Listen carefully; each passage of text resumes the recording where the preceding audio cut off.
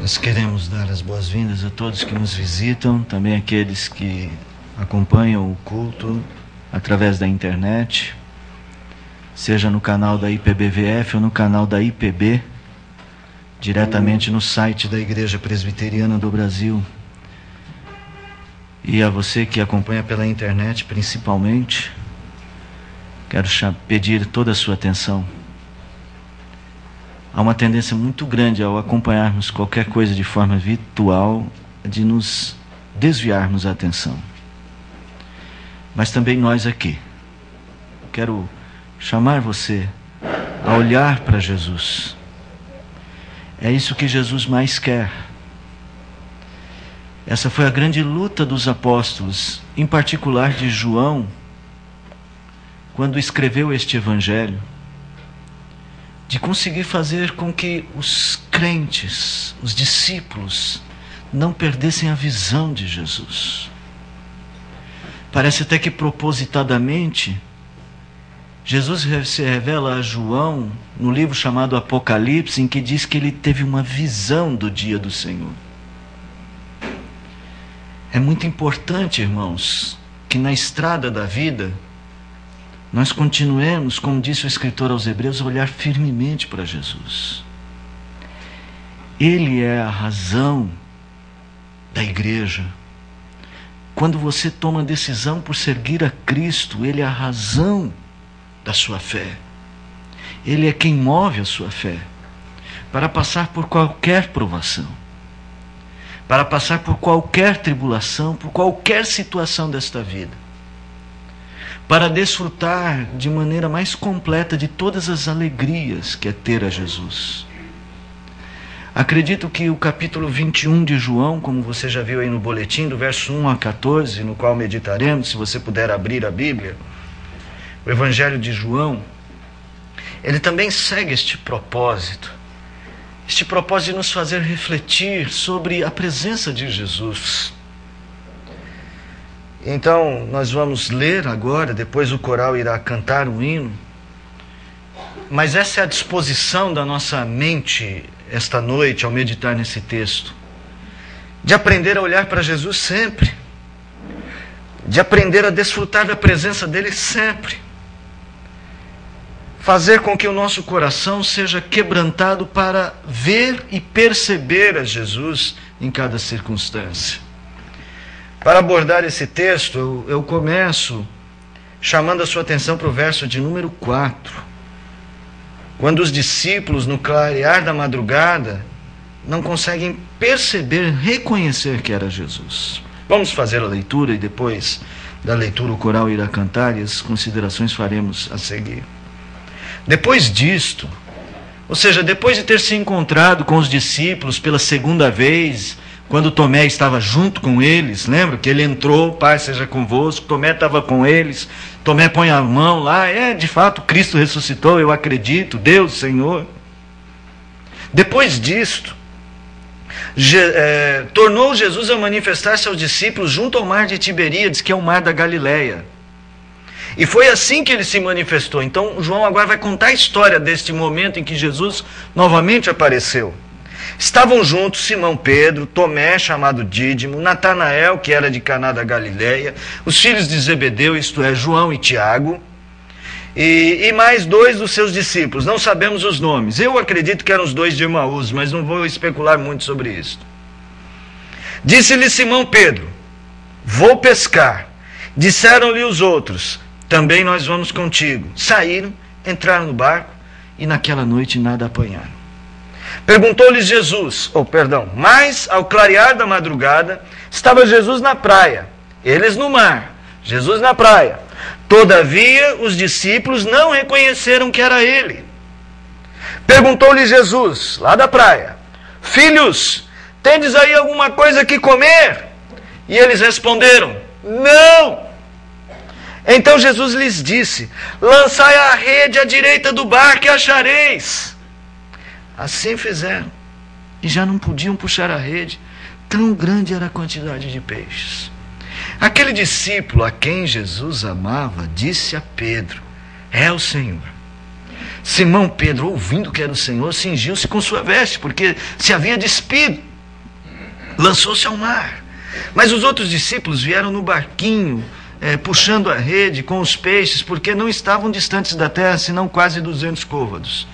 Ao saltarem na terra, viram ali umas brasas, e em cima peixes, e havia também havia também pão. Disse-lhe Jesus: trazei alguns dos peixes que acabastes de apanhar. Simão Pedro entrou no barco, arrastou a rede para a terra, cheia de 153 grandes peixes. E não obstante serem tantos, a rede não se rompeu. Disse-lhe Jesus: vinde e comei. Nenhum dos discípulos ousava perguntar-lhe: quem és tu? Porque sabiam que era um Senhor. Veio Jesus, tomou o pão e lhes deu, e de igual modo o peixe. E já era esta a terceira vez que Jesus se manifestava aos discípulos, depois de ressuscitado dentre os mortos. Nós não faremos a obra do Senhor nessa terra, enquanto não aprendermos a reconhecer Jesus na nossa vida. Enquanto nós insistirmos na incredulidade de vivermos os dias sem a presença de Jesus, não haveremos de fazer bem a obra do Senhor. Não haveremos de ensinar nossos filhos a importância disto, não haveremos de dar testemunho e não poderemos ir pregar às nações. Faremos isso de forma capenga. Não sei se você sabe, isso é uma coisa que fala lá no Nordeste, capenga. Faremos isso de forma capenga, isso é mancos. E é por isso que muitas vezes a igreja não atinge propósitos maiores, irmãos. É por isso que não temos revolucionado o mundo, porque precisamos aprender a perceber Jesus. É sobre isso que nós queremos falar. Os caminhos da nossa alma para longe e para perto de Jesus. Nós fomos enviados, mas os enviados têm de conhecer aquele que os enviou. Irmãos, o Evangelho de João, com sua perspectiva de fortalecimento da fé, é um evangelho de particular importância para nós, principalmente quando passamos por momentos difíceis da nossa vida. Eu tenho repetido em vários sermões pregados aqui neste evangelho ao longo deste ano litúrgico que está baseado no Evangelho de João, sobre o fato de que a igreja para a qual João escreve é uma igreja em sofrimento, uma igreja em lutas. É uma igreja vivendo dificuldades. É verdade que eles viveram dificuldades diferentes das nossas. E diferentes em muitos sentidos, porque por serem crentes, por terem confiado a vida a Jesus, estavam sendo mortos, estavam sendo presos. Passaram a ser considerados pelos outros homens como homens não queridos na sociedade. Então, de certa maneira, eu posso dizer que as vivências daqueles homens eram mais cruéis que as nossas vivências. E que o cristianismo para eles, entre aspas, entendam isso que eu vou dizer, era mais perigoso. Porque ser cristão para eles era assinar a sentença de morte, assinar a sentença de repúdio. Mas há certas semelhanças entre os sofrimentos deles e os nossos. Porque de certa maneira o sofrimento, não importa o tamanho ou a gravidade, eles abatem a nossa alma, tiram a paz do nosso coração. Sempre a gente diz, ouvindo essas histórias, pastor, a gente percebe que nós não passamos por nada. É verdade. Quando ouvimos relatos, como por exemplo do pastor Marcos, Urá, atravessar o Araguaia, rio que tem piranha, jacaré.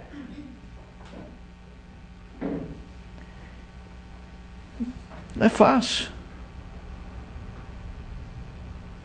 Você deve dizer, eu não passei por nada nesta vida, por que eu estou reclamando? Mas você tem o direito de reclamar, porque o seu sofrimento abate a sua alma. Você sofre. E no fundo, irmãos, importa tanto o tamanho, a extensão, a gravidade pelo que passamos, temos de aprender a passar com Cristo. Para que as pequenas ou as grandes provações tenham real sentido para nós. Quando um filho adoecer gravemente, ou quando perdermos alguém querido, ou quando tivermos de cuidar de um filho nas drogas, ou quando perdermos o nosso emprego, ou quando passarmos por qualquer que seja a decepção desta vida, ou as provações do sentido geral, nós temos de aprender a passar por isto. E João então escreve este texto, aparentemente, já depois de ter terminado o seu evangelho, uma vez que ele disse o motivo nos versos 30 e 31 do capítulo 20. Parece que João quer ainda dar à igreja um motivo para ela continuar crendo. Irmãos, nós temos de reconhecer, em primeiro lugar, nós temos de reconhecer a dificuldade que a nossa alma tem para estar perto de Jesus e reconhecê-lo em nossos caminhos. Os discípulos acabaram de ter um encontro com o Senhor. Disse João, depois destas coisas, eles acabaram de ter uma experiência com o Cristo ressurreto. E agora eles estão no capítulo de número 21, Jesus disse para eles assim, vão para Galileia que eu vou encontrar com vocês lá. Lembram disso? Aí eles vão para Galileia. Eu não sei quanto tempo demorou para Jesus chegar, na verdade ele chegou antes deles, mas quanto tempo demorou para ter esse novo encontro. E eles estão lá pensando com as suas perguntas, com as suas angústias. O projeto inicial não tinha dado certo na cabeça deles. Eles ficaram preocupados com a força do grupo romano que prendeu Jesus e o matou. Ficaram preocupados com a força dos fariseus que conseguiram incriminar Jesus. E talvez ficaram preocupados até com a falta de fé deles. E agora eles estão com novas perguntas. Será que devemos continuar? Como é que vamos seguir em frente? Jesus estava tão perto deles ali na praia e eles não reconheceram Jesus. Como pode ser isso? Como a alma de um homem, como Tomé, que acabou de tocar o Senhor Jesus Cristo, é capaz de desviar-se dele tão facilmente. Mas eu não preciso de Tomé para saber que isso é possível. Eu posso olhar para a minha própria experiência e você pode olhar para a sua.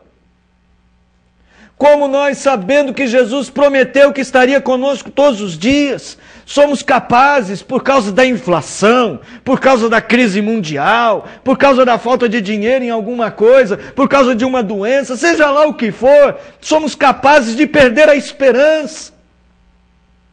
Há crentes que deixam de vir à igreja por isso. Há outros que deixam de simplesmente orar. Eu não quero só acusar você, eu quero dizer que você tem que perceber essa fragilidade da sua alma. Que você tem que entender isto. Como somos capazes de criar nossos filhos. Algumas vezes, e algumas famílias criam os filhos simplesmente sem oração, sem Bíblia. Sem falar de Jesus para os filhos. Sem viver o Evangelho. Meus irmãos, como é que nossa alma é capaz de, conhecendo o Mestre como Ele se apresentou a nós, se afastar tão facilmente deles? Então eu quero olhar para esse texto e aprender com esse texto para saber o que fazer para minha alma sempre caminhar para perto de Jesus. Eu quero só explicar este caminhar da alma. Deixa eu explicar melhor, porque isso está meio místico, né? O caminhar da alma. Na minha percepção, vocês verão no texto, a alma se inclina para onde se inclina o nosso coração. Onde está o nosso coração, ou o nosso tesouro, ali estará o nosso coração. E o Senhor Deus na Bíblia, Ele pede o nosso coração. Filho meu, dá-me o teu coração. A nossa mente, irmãos, é o local onde está o nosso coração. É o que pensamos. É o modo como pensamos a vida que o Senhor quer. O Senhor quer que pensemos a vida sempre conectada a Ele. Sobre todas as coisas que devemos amar a Deus de todo o nosso coração. A nossa mente sempre tem de ir a Deus. Ele tem de sempre estar presente nos nossos intentos, nos nossos pensamentos. Ele tem de fazer parte constante de todos os pensamentos, e aí é que eu chamo de movimentos da nossa alma. Aonde a nossa mente vai, a nossa alma se inclina para onde ela vai. Nós não podemos fugir disto. E se controlarmos bem os nossos pensamentos, estaremos perto do Senhor. E os apóstolos ensinaram isso. Quando Paulo diz, por exemplo, em Filipenses capítulo 4, verso 8, finalmente, irmãos, tudo que é bom, tudo que é agradável, tudo que é de boa fama, se alguma virtude há, seja isso que ocupe o vosso pensamento. O próprio Cristo disse, pensai as coisas lá do alto, onde eu estou. Através de Paulo, ele diz isso aos Colossenses. Então, irmãos, o movimento da alma é o movimento dos pensamentos. É o movimento do coração do homem. O Senhor me causa impacto em minha vida quando Ele diz que quer o meu coração, quer os meus pensamentos, quer a minha forma de pensar. Ele quer ser a primazia, o primeiro do meu coração. Por que meu coração não pensa sempre assim? E como fazer para ele pensar sempre assim? Primeira coisa, irmãos, vamos ver os primeiros versos.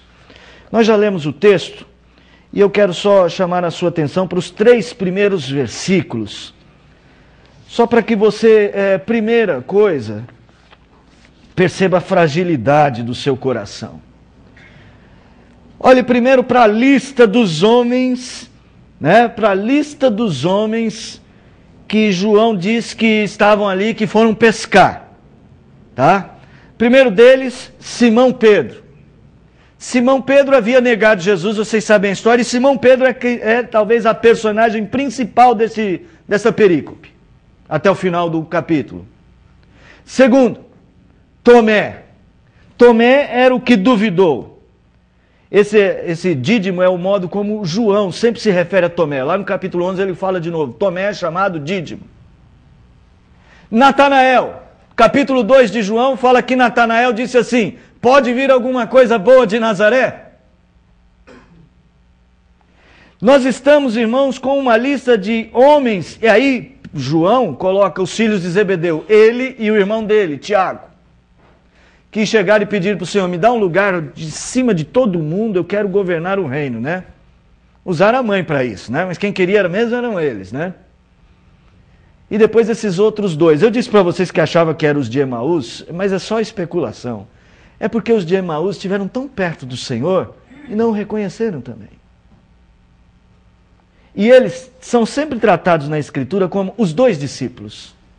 Apareceram os 2 discípulos, apareceram 2 discípulos. Então, aqueles 2 que tinham visto ele no caminho, sempre se refere a eles assim, embora a gente só saiba o nome de um, que é Cleopas. Seja como for, a primeira coisa que se destaca nesta lista é que João faz questão de colocar aqui pessoas com fragilidades, para mostrar a fragilidade da nossa fé. A fragilidade do nosso coração. Nós temos de reconhecer isto. Se queremos que a nossa alma ande para perto de Jesus, que a nossa mente se conecte a Ele, nós temos que tirar de nós essa ideia de autossuficiência. Temos que retirar do modo como nós vivemos e resolvemos a nossa vida, esta ideia de que nós vamos resolver sozinhos. Foi o que eles pensaram, vamos pescar, gente. Não deu certo o plano. Vocês viram o que os fariseus conseguiram fazer com Jesus? Incriminaram Jesus, já vão nos incriminar. Vocês viram o que os romanos fizeram? Eles prenderam e mataram Jesus, já vão fazer isso conosco. Você viu que nós não somos muito bons protetores de Jesus, nós só fugimos. Não vai dar certo. E como é que nós vamos sobreviver? Nós vamos pescar. Você pode me dizer que sim, há muita inferência nisso que eu estou dizendo? Será que eles não foram para relaxar? Será que eles não estavam indo pescar só para, sei lá, pastor, tirar o estresse, né? Tirar o estresse. Gente, tirar o estresse passando a noite inteira no mar. Ou é muito estresse, ou eles estavam precisando descobrir um outro esporte. Noite inteira e não pescaram nada. Se era só para tirar o estresse, quando aquele desconhecido gritou, tem alguma coisa para comer? Rapaz, nós já estamos voltando. Não, joga a rede. Não, nós já estamos voltando, já descansamos.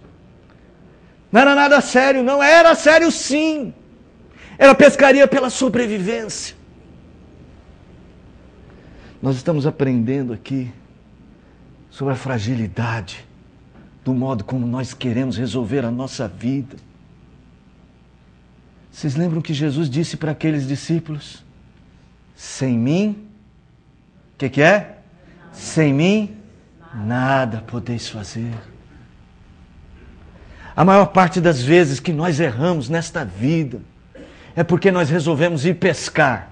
Não é pescar, literalmente. É que nós queríamos resolver a nossa vida do nosso jeito e não com Cristo.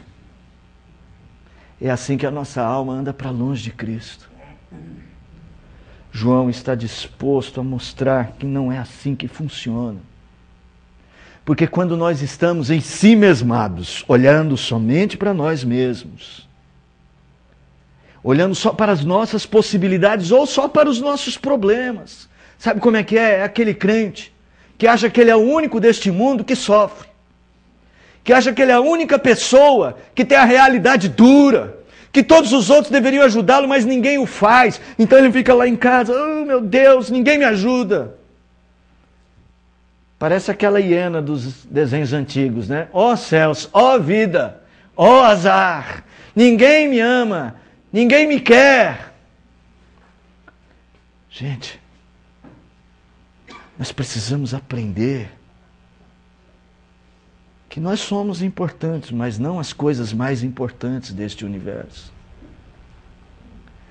Você sabe o que Pedro escreveu na sua carta, na sua primeira carta, no capítulo de número 4, encorajando a igreja do seu tempo? Ele diz: irmãos, não estranhei o fogo ardente que está no meio de vós, lançado para provar-vos.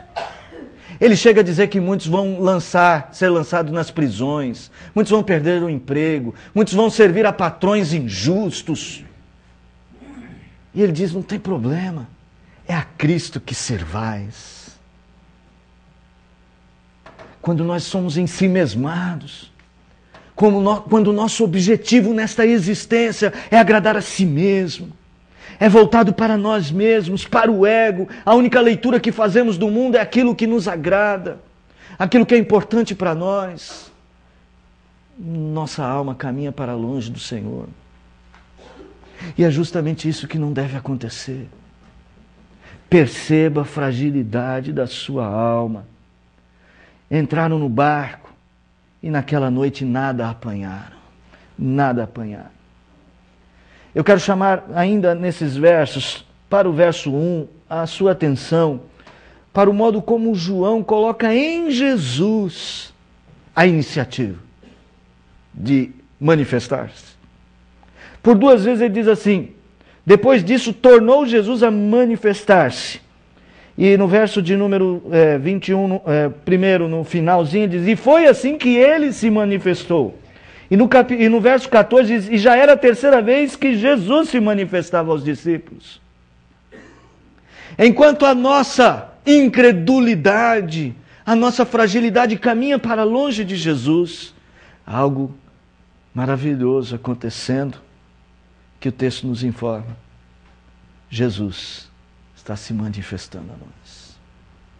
Enquanto eles fazem a leitura de que tudo o que aconteceu foi ruim, e eles saem para o mar para pescar, para tentar ganhar alguma coisa, e passam uma noite sem pescar nada.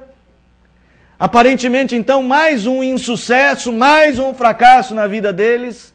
Jesus está usando aquilo para se manifestar a eles. O que implica em dizer, meu querido irmão, que os vales escuros desta vida e os espinhos desta vida são remédios santos de Deus para curar a nossa incredulidade, para mudar o modo como nós enxergamos a vida. Muitas pessoas perguntam assim: pastor, por que depois que as pessoas se tornam crentes, alguns momentos elas têm mais tribulação do que quando não eram crentes? E há várias respostas para isso, mas uma delas é que Deus usa muito as dificuldades para nos aproximar dele. Elas são como os chicotes de Deus. Faz a gente refletir. É preciso pensar-se pequeno. É preciso reconhecer as fragilidades.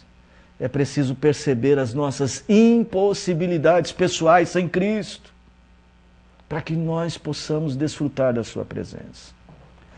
Por estarem tão voltados para si mesmos, por estarem tão compenetrados nas suas perguntas, nas suas impossibilidades, Jesus pergunta lá da praia: e aí, tem alguma coisa para comer? E eles dizem não, e não reconhecem Jesus. Eles ouvem a voz de Jesus, mas não a reconhecem. Não reconhecem a figura de Jesus. É por isso que nós não podemos seguir a fragilidade do nosso coração. Ele esconde a figura de Jesus. Enquanto Jesus nos procura, o nosso coração se afasta. Segundo aspecto que eu acho importante a gente aprender sobre esse texto, está lá no versos 5 e 6. Acompanhe a leitura. Perguntou-lhe Jesus: filhos, é isso mesmo, filhos, tendes aí alguma coisa que comer? Responderam: não. Então lhes disse Jesus, lançai a rede à direita do barco e achareis. Assim fizeram, e já não podiam puxar a rede. Tão grande era a quantidade de peixes. 153 peixes grandes. Não era peixinho assim não, de aquário lá não. Eu não sei exatamente o tamanho dos peixes do mar de Tiberíades, mas eram 153 peixes que em um momento normal a rede se partiria ao buscá-los. Mas o que importa nesse texto não é o tamanho do milagre, mas o propósito. Não era o fato de serem 153 grandes peixes, ou de ser peixes o suficiente para romper a rede, mas o propósito. E Jesus agora então vai usar uma estratégia que ele usa sempre e você precisa aprendê-la. Jesus fala à sua mente. Por quê? Este milagre de pescaria maravilhosa não era inédito na história dos discípulos. Foi assim que Jesus conheceu a Pedro, João e Tiago, pelo menos 3 destes. Quando um dia, pregando no barco de Pedro ali entusiasmado com aquele homem, depois do sermão ele fala: vamos ao mar. E eles falam: não dá, não adianta, já passamos a noite inteira, não pegamos nada. Ele fala: vão, lance a rede.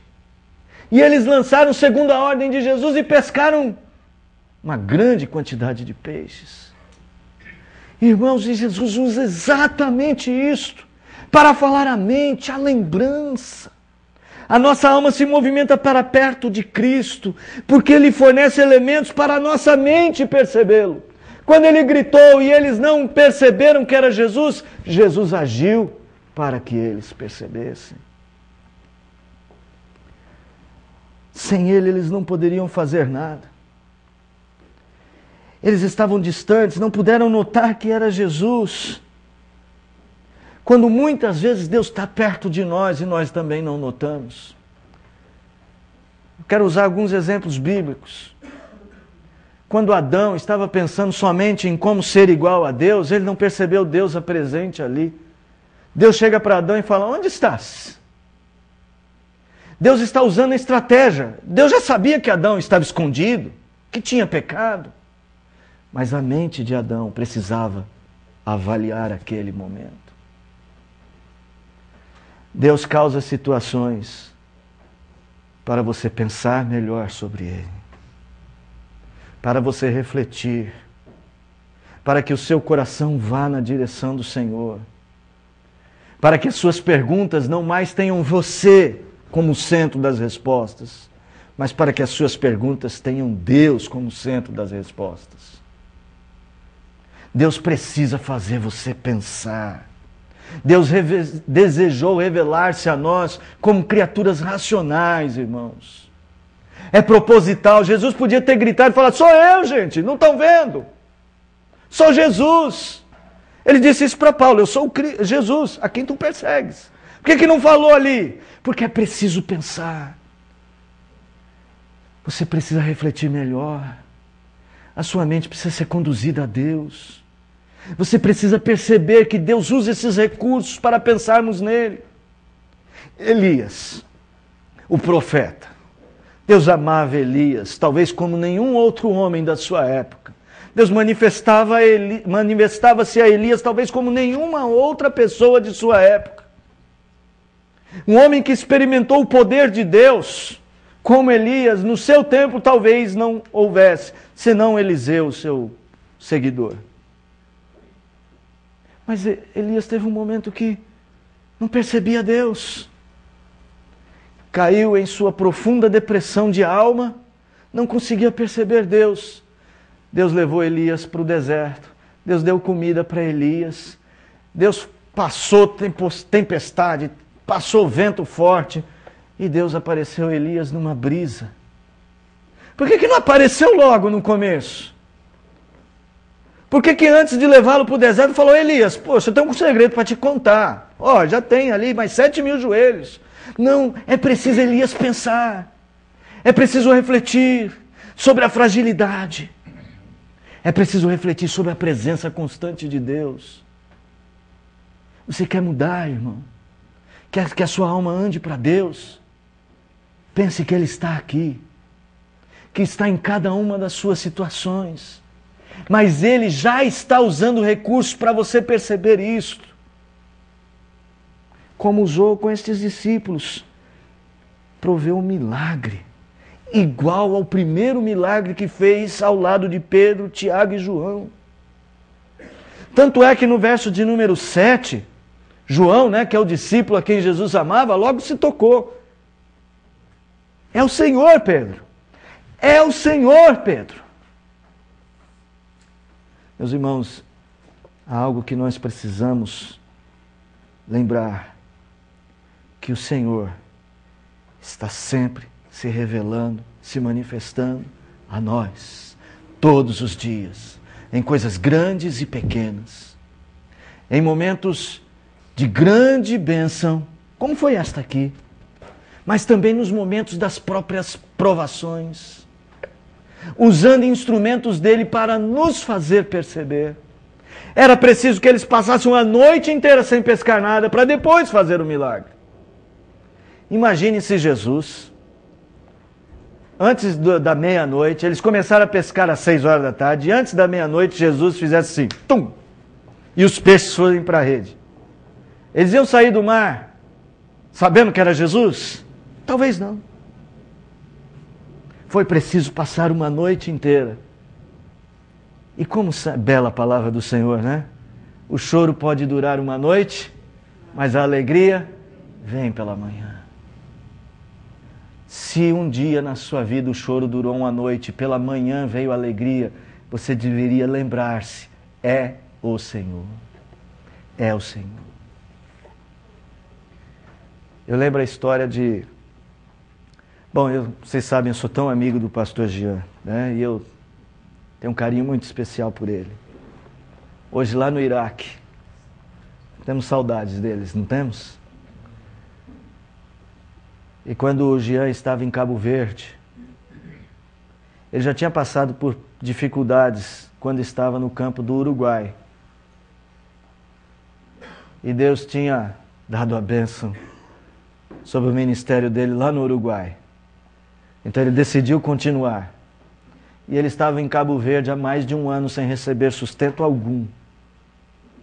Ele era sustentado pelos outros missionários que dividiam o que recebiam com a família dele. E a família dele era a maior da casa Cairós. E era uma situação extremamente constrangedora. Deus usou esta igreja para abençoar aquela vida. Aí você pergunta para o Jean, e aí Jean, quem é que te tem sustentado no campo? É o Senhor. É o Senhor. Sempre será o Senhor. Sempre é Ele a nossa rocha de libertação. Ele é sempre o nosso amparo. Ele é sempre o nosso escudo. Ele é tudo que nós temos, como Cláudio fez questão de ler o verso 2 do Salmo 16. O Senhor é tudo o que temos. É por isso que Davi dizia que na tua presença há plenitude de alegria. Eu tenho tudo o que eu preciso no Senhor. Eu não preciso pescar. Eu tenho o Senhor. Se o meu coração conseguir pensar assim e viver assim, a nossa vida fará sentido neste mundo, irmãos. Do contrário, enquanto não conseguirmos viver desta forma, as pessoas vão entender que a igreja é só mais um ajuntamento religioso. Elas vão pensar, bom, é bom ter uma religião, e ainda bem que os presbiterianos de Vila Formosa têm uma religião. E eles vão achar que nós estamos fazendo aquilo que nós gostamos. Mas quando nós conseguimos pensar que Cristo é tudo para nós e entendemos as estratégias dele para se manifestar a nós, nosso testemunho será outro. Olhe para João, irmãos. É o último apóstolo. Está sozinho, não há mais nenhum apóstolo. Eu não sei se você notou, o verso de número 7 diz, aquele discípulo a quem Jesus amava, referindo-se a João numa terceira pessoa. Não era incomum João fazer isto. Não era incomum. Mas olha só o verso de número 24. Este discípulo que dá testemunho a respeito destas coisas e que as escreveu, e sabemos que o seu testemunho é verdadeiro. Opa, pera lá. Quem é este sabemos? Ou quem são, né? Entende-se que talvez este último texto aqui tenha sido transcrito por os seus discípulos, pessoas que conviveram com João e que olhavam para a vida de João e falavam assim, nós sabemos que o que João diz é verdade. Muitos não tinham visto Jesus, muitos não tinham toda a confiança que precisavam ter, mas olhavam para um homem que tinha visto Jesus e olhavam para um homem que cria, que confiava, cujo pensamento pertencia a Jesus e diziam, por causa dele, nós sabemos que é tudo verdade. Ele próprio, João, escreveu o que vimos, o que ouvimos, os nossos olhos contemplaram, as nossas mãos apalparam, nós escrevemos para vocês, para que vocês tenham comunhão com Deus. Cristo está aqui. Está falando conosco. Não é o pastor. É Cristo falando com você. Porque mais uma vez Ele usa os recursos para chamar a sua mente para Ele.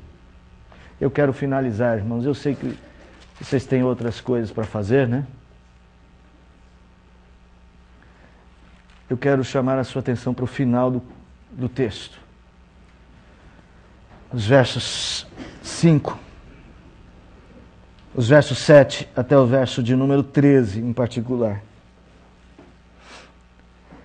Só para...